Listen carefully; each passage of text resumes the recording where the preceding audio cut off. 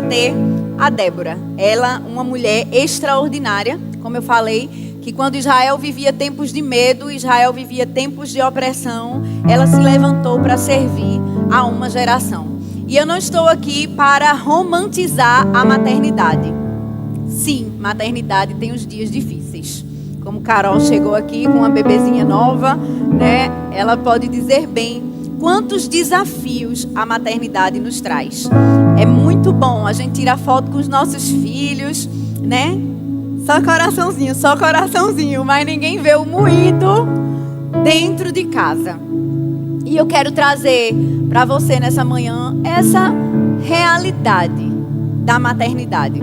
É muito bom ser mãe, é um amor, eu digo que é a sensação de que você não entende como consegue amar tanto. Nossa, é a impressão que a gente tem é que o coração se multiplica e ele começa a bater fora do peito. A maternidade é aquilo que você pensa assim, não, eu não pensaria duas vezes se eu precisasse entrar na frente de um carro para poder salvar meus filhos. Essa é a maternidade. Mas a maternidade também traz consigo muito cansaço. Eu quase pirei na batatinha com Samuel novinho. A maternidade também traz consigo muita insegurança. A maternidade traz com a gente muito choro. Talvez eu não consiga dar conta de tudo. Mas Deus mostra aqui, através de Débora, uma maternidade que não é perfeita, mas uma maternidade que Deus só quer que estejamos disponíveis. A Bíblia fala que Débora, ela nos mostra que é possível conciliar maternidade e propósito. E quantos propósitos há na maternidade? A Bíblia fala que ela era Débora. Tinha hora que ela só era Débora. Tem hora que você só está dentro de casa e eu sou só Natália. Eu não sou a esposa do pastor, eu não sou a mãe, eu só sou Natália, que vou na frente do espelho, quero tomar um banho de cabeça, lavar o rosto, sentar no sofá e pensar em nada. Tem hora que eu sou somente Natália e tá tudo bem. Mas ela diz que ela também era profetisa. Ela tinha um ministério. Ela aceitou o propósito do Senhor. A Bíblia também diz que ela era esposa de Lapidote. Se ela era esposa, ela tinha um lar, ela tinha um marido, ela tinha mais tarefas ainda que não fosse o ministério. E a Bíblia também diz que ela julgava debaixo de uma palmeira. Então, além dela ser ela mesma, dela ter uma casa para cuidar, dela ter um marido para cuidar, dela ter um monte de coisa para fazer, ela também estava ajudando outras pessoas e atendendo, assim como Moisés, muitas pessoas em seus conselhos. Então, muitas vezes, a maternidade, ela traz essa sobrecarga de ter que fazer 1000 coisas ao mesmo tempo. Mas quando a gente olha para Débora, a gente diz assim, se Débora conseguiu, porque existia uma graça divina para isso, a gente também consegue. Quando a gente está na polícia, tem o palavreado, né? Do policial, né? As gírias, os dialetos do policial. E a gente, quando está na polícia ensinando alguma coisa, a gente diz assim, peraí que eu vou te dar o bizu. Eu não sei se lá no Rio de Janeiro é assim, mas a gente diz, peraí que eu vou te dar o bizu. O bizu é esse aqui, me dá o bizu de como fazer isso. Se eu pudesse dar um bizu para as mães que têm muitas coisas a fazer, o bizu seria, faça cada coisa de uma vez. Porque, queridos, o nosso cérebro, ele está simplesmente sobrecarregado porque a gente quer fazer 1000 coisas ao mesmo tempo. E depois de eu chegar quase a 2 estafas, né? Porque eu tive pré-estafa de ficar em cima de um sofá 21 dias assim, tonta, sem conseguir fazer nada, de tão cansada que eu estava. E os meninos eram menores nesse tempo. E eu estava numa delegacia que, misericórdia, o serviço nunca acabava. Então, eu aprendi ali, porque é no momento de poços que a gente passa, né, de fundo de poço, que a gente vai ter que arrumar uma estratégia para não morrer. E a minha estratégia foi, se eu estiver no trabalho, eu vou fazer coisa do trabalho. Eu não vou estar pensando em igreja naquele momento que eu tenho que pensar coisas do trabalho. Eu não vou ter que pensar nos meninos. Eu sei, irmã, é muito difícil, eu sei. Mas tenta se concentrar em fazer uma coisa de cada vez. Então, no trabalho, eu sou a policial Natália. Aqui na igreja, eu sou a esposa do pastor. Mas na minha casa, nem vai caber a policial, nem vai caber a esposa do pastor. Na minha casa, eu preciso ser a esposa, a dona da casa e a mãe. Percebe quantos papéis? Mas diga comigo, é possível. Amém? Glória a Deus. Então, a gente não precisa sustentar tudo emocionalmente. A gente precisa entender que nós não vamos ser perfeitas nunca, em hora nenhuma, em área nenhuma da nossa vida. A gente só precisa estar disponível para o Senhor. A gente não vai dar conta de tudo sozinha. A maternidade, ela traz consigo um tornar-se mãe. Eu sempre digo assim para mim, sabe? Ninguém nasce mãe, a gente se torna mãe. Porque se a gente pensar... antes de ter filho, a gente diz assim, meu Deus, se eu tiver um filho, como vai ser? Ou então, depois de ter filho, aí a gente engravida. Quando engravida, aí a gente diz, meu Deus, e agora? Como é que eu vou dar banho nesse menino? Né? Eu sou mãe de menino, então eu fico pensando, meu Deus, quem tem menina? Como é que se dá banho numa menina? Que eu só tive menino e é muito mais prático. Mas eu tenho certeza que aquela mãe que é mãe de menina também não sabia, mas aprendeu. Então, quando nasce uma mãe, queridos, quando a gente se torna mãe, quando o bebê nasce mesmo. Por mais que a gente leia, quando o menino nasce, que começa a chorar de madrugada, a gente descobre que não tem manual certo. E você vai ter que descobrir a tonalidade, o tom vocal. Se o menino chorou em dó, é fome. Se chorou em ré, é fralda molhada. Se chorou em mi, tá arretado porque eu não peguei logo no berço. Cólica, em fá. E você vai ter que aprender as notas musicais do seu filho. Que detalhe, não vai ser igual do outro. Não vai ser igual de outra criança. Então, como eu falei, a Bíblia, ela não mostra, claramente se Débora tinha filhos biológicos. Mas ela nos mostra que a maternidade é uma construção, é um aprendizado, é um cuidado. Débora, ela não nasceu pronta. A Bíblia nos fala de profetas no Antigo Testamento que fazia parte da escola de profetas. Tinha uma escola de profetas, tipo Rema. Da escola de profetas. Mas a Bíblia não fala de Débora estudando para ser profeta. Ela não fala que Débora veio de uma família sacerdotal. Ela não fala se Débora estava estudando para ser libertadora de Israel. Mas Débora cresceu enquanto servia ao seu povo. Então, maternidade é você entender que você vai crescer enquanto você serve aos seus filhos. Enquanto você serve a sua família, você vai crescendo. O primeiro filho nunca é igual ao segundo. No primeiro, eu esterilizava o planeta Terra. Até a seringuinha do remédio, quando dava vacina, que já vinha dentro da sacola esterilizada, eu esterilizava. Porque podia ter uma bactéria ali enrolada naquele plástico. Davizinho, a chupeta caiu no chão.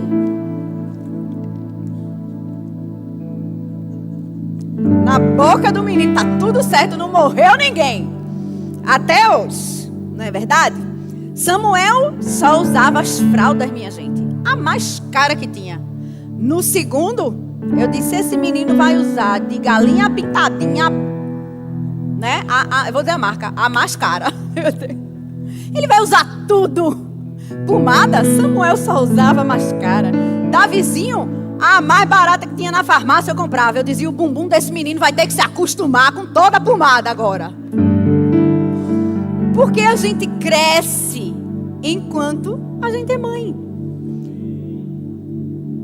Mas Deus vai ensinando um caminho. A gente vai acertando, a gente vai errando, a gente vai chorando, mas vai entendendo que a gente não é o erro da maternidade.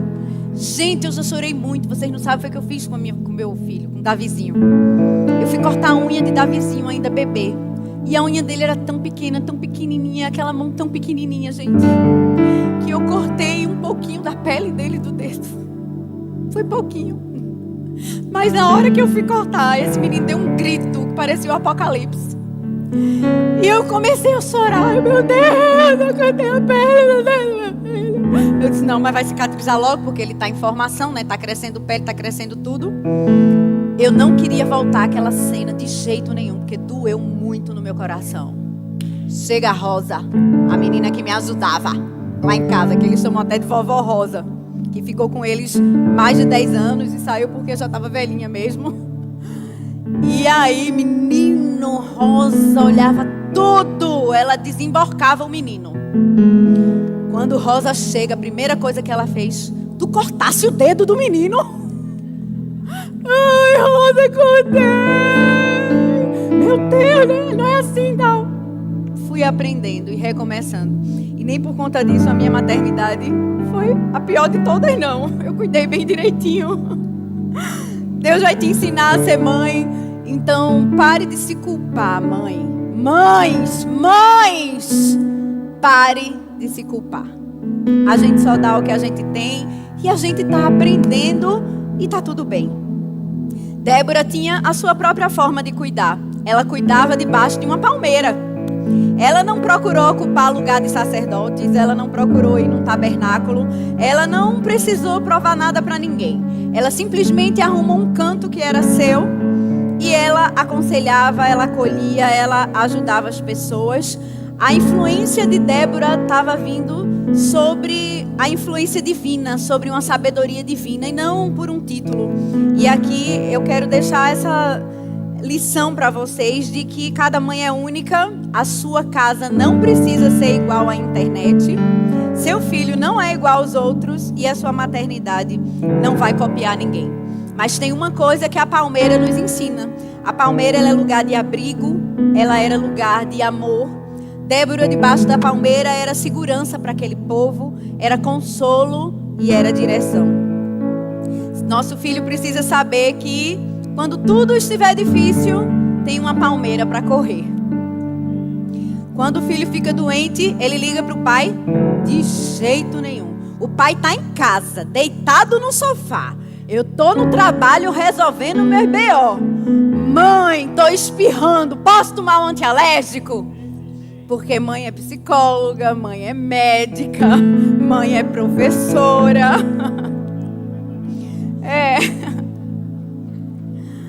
Débora era uma mãe sábia. Ela não julgava, mas ela conciliava. A Bíblia diz que Débora julgava Israel naquele tempo e os filhos de Israel subiam até ela na palmeira para poder buscar juízo. Mas quando a gente vai no hebraico, na originalidade da palavra hebraica desse Débora julgava Israel, é shafat, que neste contexto significa deliberar, conciliar, resolver conflitos, aconselhar, trazer uma direção. Ou seja, Débora não era uma juíza de julgamento, mas Débora era uma conciliadora. Quantas vezes nós mães precisamos discernir e conciliar as coisas dentro de casa? É um irmão brigando com o outro, é o pai que brigou com o filho, é o gato que se arranhou com um cachorro. E os meninos tá tudo bem, daqui a pouco tá Samuel e Davi se engalfinhando. E você precisa entrar como uma Débora, como uma conciliadora. Senta tu aqui, o que foi isso?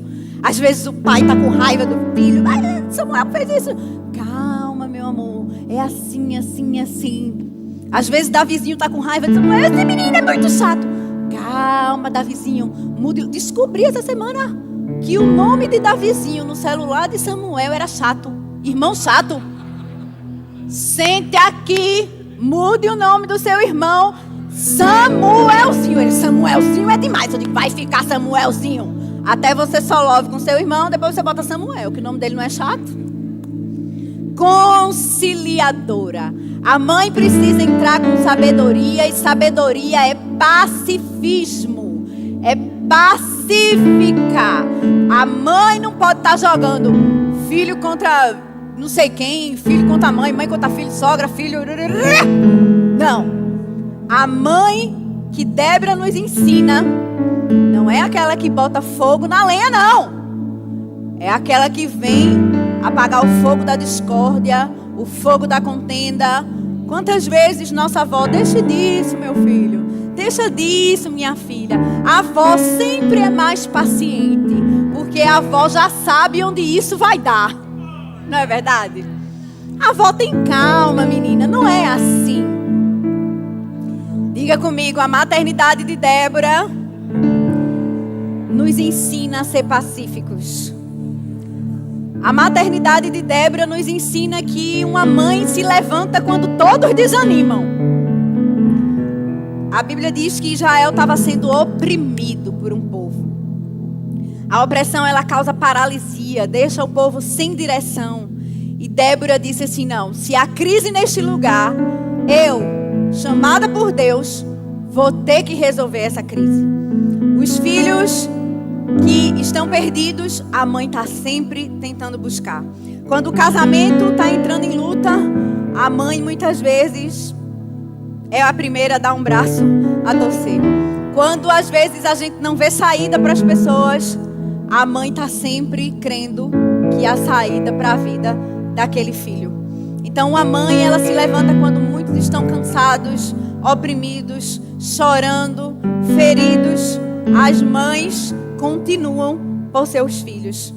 Ela se levanta quando muitos já se sentaram de cansados.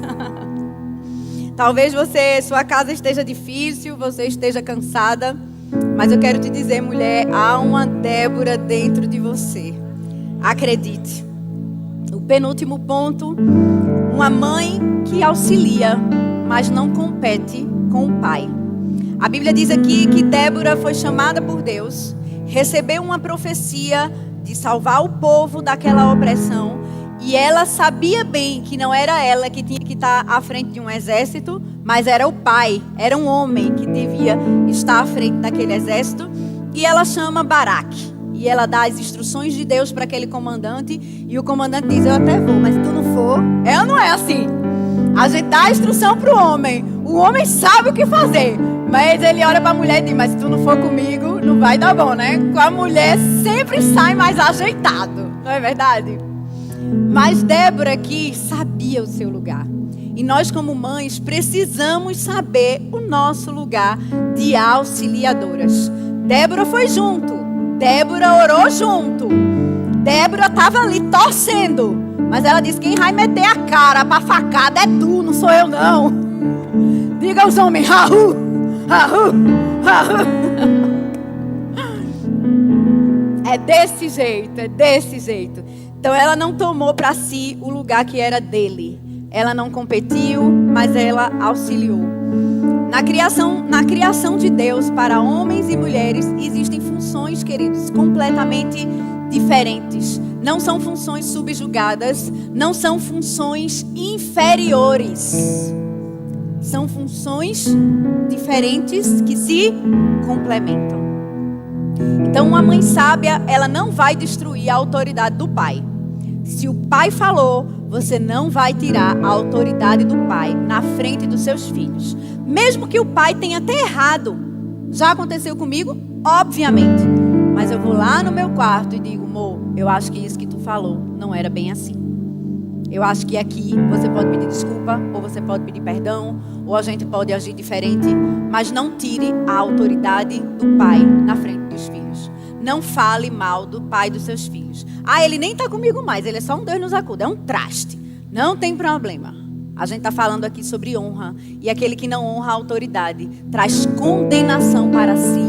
E você não tem que estar falando mal do pai dos seus filhos, esteja ele com você ou não, para auxiliar os seus filhos. Você vai estar conduzindo os seus filhos a atrair condenação para eles. Você está entendendo? Então a gente não fala mal de mamãe, a gente não fala mal do papai, porque a gente não quer atrair condenação para a gente e nem vai ensinar os nossos filhos a atraírem condenação para eles. Ok? Então, a gente está aqui aconselhando, discernindo. O pai, por sua vez, não vai terceirizar tudo para a mãe. Ah, a mãe consegue. A mãe sabe fazer 1000 coisas ao mesmo tempo. Mas se você não ajudar com as tarefas comuns do lar, como Pedro fala, a maternidade não vai fluir como ela precisa fluir. O lado esposa dela não vai fluir como ela precisa fluir. O lado ministra dela não vai fluir como precisa fluir. Não estou falando aqui de trocas de papéis, mas eu estou falando desse cuidado mútuo, de entender que a maternidade tem limite e nem toda a solução está em cima de você, mãe. Às vezes a solução está no outro mesmo. Eu sei também que existem mães solos aqui, né? E como eu falei, as mães que tomam conta dos filhos com o pai, e muitas vezes o pai já se foi, sabe? Mas eu ouvi muito até, né, minha mãe falar: eu sou sua mãe, sou seu pai. Eu tomo conta, eu sou sua mãe, sou seu pai. Que eu tenho que fazer o papel da sua mãe e do seu pai. Mas com o passar do tempo, queridos, eu descobri que é impossível a mãe fazer o papel do pai. É impossível. A paternidade, ela jamais vai ser preenchida pela maternidade. E o que fazer? A minha maior alegria foi quando eu descobri que eu tinha um pai celestial que supria todas as minhas faltas terrestres. E aquela paternidade parou de me fazer falta a terrena.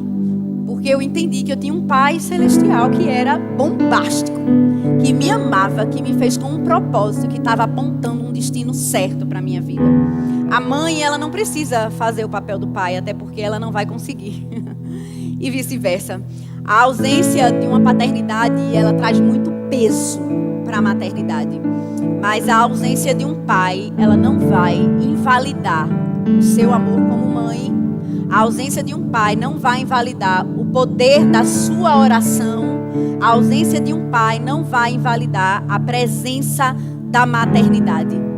A maternidade não deve, queridas, né, sustentar, levar consigo um peso de ser uma mãe solo que você não precisa levar.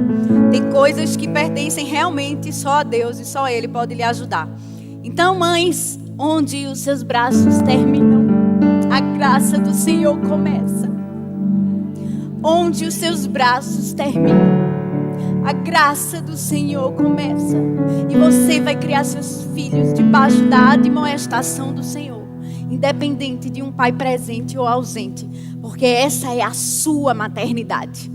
Não é a sua paternidade, é a sua maternidade. Existe uma graça do Senhor sobre a tua vida, queridos, para poder criar seus filhos com uma paternidade ausente. O impossível da maternidade pertence a Deus. Nosso limite vai até aqui, queridos. Nosso limite vai até aqui. Mas existe um Deus do impossível. E por fim, Débora nos mostra que mãe não é só aquela que gera. Quando aconteceu essa luta, essa guerra, e eu vou aqui adiantando, Israel, pá, meteu uma estaca na cabeça de Císera, que foi até... Meu Deus, a bicha tinha força, viu? Aí depois eu disse, mas é porque ela montava tendas, né? Eu pensei, ela já estava acostumada no tec-tec, enfim, o homem morreu com uma estaca na cabeça que cruzou, foi bater até a terra e venceu aquela coisa toda. E aí veio o cântico de vitória de Débora. E no capítulo 5 ela começa a contar, né, desde tudo como foi. E no versículo 7 ela diz: ficaram desertas as aldeias em Israel, ficaram desertas as aldeias em Israel e repousaram, até que eu, Débora, me levantei por mãe em Israel. No versículo 12 ela continua no canto dizendo: desperta, desperta, Débora, desperta. Mãe, queridos, não é só quem gera. Mãe biológica, a gente tem assim. Eu trabalho em delegacia e eu vejo muitos filhos abandonados por mães. Mães que abandonam seus filhos, você não sabe como, mas abandonam. Porque depois que você é mãe, você tem tanto amor por aquela criança que você diz, meu Deus, como a mãe abandona um filho? Na minha cabeça, assim, é quase inimaginável. Mas a gente vê mães que abandonam filhos. Mas a gente vê também muitas mães que não geraram biologicamente, mas que acolhem filhos. Que assim como Débora, viu um povo cansado, oprimido, precisando de direção e se levantou como mãe em Israel. Você ser Débora é você dizer assim: eu não me conformo com essa situação. E eu sei que eu posso mudar a vida de muitos filhos. Sejam eles biológicos, sejam eles espirituais. Quem o Senhor colocar na minha frente, eu vou me levantar como mãe em Israel, como mãe na Zona Oeste, como mãe na minha casa, como mãe em outra casa. Eu vou cuidar, eu vou orar, eu vou ajudar a formar, a aconselhar, a acolher. E como Débora, eu quero honrar as mães biológicas, as mães adotivas, os avós que criam netos, as tias que assumiram papéis maternos e muitas mães espirituais que nós temos aqui. Porque mãe não é somente quem gera biologicamente, de jeito nenhum. Mas é aquela que derrama amor, que derrama cuidado, que derrama direção. Quando uma mãe se levanta, queridos, ela muda gerações. Assim como Débora que disse, até que eu, Débora, me levantei como mãe de Israel para mudar uma geração. Eu declaro sobre a vida das mulheres que estão aqui, que elas se levantem como Déboras dispostas a mudar uma geração e a preparar a geração do avivamento. Porque os dias estão se findando, queridos. O dia do Senhor está chegando. E o nosso papel, mulheres, é nos levantarmos como Déboras inconformadas com uma geração corrompida. Nós não podemos nos conformar com uma geração corrompida, com uma geração que diz tem nada não usar roupa curta, tem nada não usar droga, tem nada não beber, tem nada não se prostituir, tem nada não fumar. Isso é mentira do diabo. Tem nada não, tá levando um monte de alma para o inferno. Porque estão dizendo tem nada não, tem sim. Pode não ter nada não agora, mas mesmo assim vai colher. Porque a Bíblia diz que de Deus não se zomba, tudo aquilo que a gente semear, a gente colhe. O que é que a gente está semeando para a nossa vida, a gente vai colher. Mas a gente precisa crer, queridos, numa colheita eterna. Porque isso aqui vai passar. Nós precisamos nos levantar como mães na Zona Oeste, porque o Senhor nos deu uma região. Quando Samuel nasceu, eu senti algo muito forte, sabe? Eu confesso que eu nunca tive um sonho da maternidade. Eu não cresci querendo ser mãe, né? Tem mulheres que eu sonho em ser mãe. Não, eu não tinha aquilo queimando dentro de mim pela maternidade. Mas me casei, enfim, tive filhos. O casamento, né, foi solicitando ali aqueles filhos. E quando eu tive filho, eu me lembro que eu gerei Samuel na minha barriga. E ele foi muito desejado, ele foi muito calculado, ele foi muito, né, e ele veio. Mas eu não sentia aquela coisa de olhar para minha barriga e dizer assim, eu já amo essa criança com toda a minha força. Não sei se alguma mãe sentiu isso, mas eu não senti. Eu estou sendo bem sincera para vocês. Como eu disse, minha pregação não é romântica e vocês sabem disso. Eu sou meio que Débora, eu sou meio que juíza. Mas, queridos, quando Samuel nasceu, que o médico tirou ele, né? O primeiro parto foi cesárea, o segundo foi normal. Mas que Samuel nasceu, eu disse assim, meu Deus do céu, eu entendo o teu amor, Jesus. Porque eu não teria coragem de dar aquela criança que saiu de dentro de mim para morrer pelo mundo. E foi naquele momento que eu amei tanto Samuel, amei tanto, um amor que eu nunca tinha sentido na minha vida. Eu o amei. Mas automaticamente o Espírito Santo tratou comigo o amor de Deus por nós. O amor de Deus pela humanidade. Eu disse, meu Deus, é isso. É dar o seu próprio filho por um que não merece. Eu e você. Foi como se Deus dissesse, agora você consegue sentir um pequeno flagelo do meu amor por você. Tá vendo esse amor da maternidade? O de Deus é muito maior. Isso que a gente sente é só um flagelo.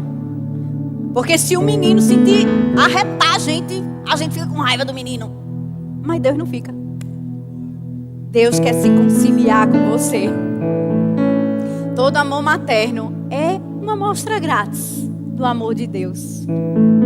O amor de Deus, como falei, é maior do que o amor de uma mãe. Isaías 49, 15 e 16 diz, acaso pode uma mulher esquecer-se do filho que ainda mama? Sim, pode. De sorte que não se compadeça do filho do seu ventre? Sim. A gente vê assim, ó, de mãe ingrata. Mas ainda que uma mãe viesse a se esquecer do seu filho, todavia, Deus diz, eu não me esquecerei de ti. Eis que na palma das minhas mãos Eu te gravei, te formei, te projetei para um futuro próspero. Você só precisa aceitar o meu amor.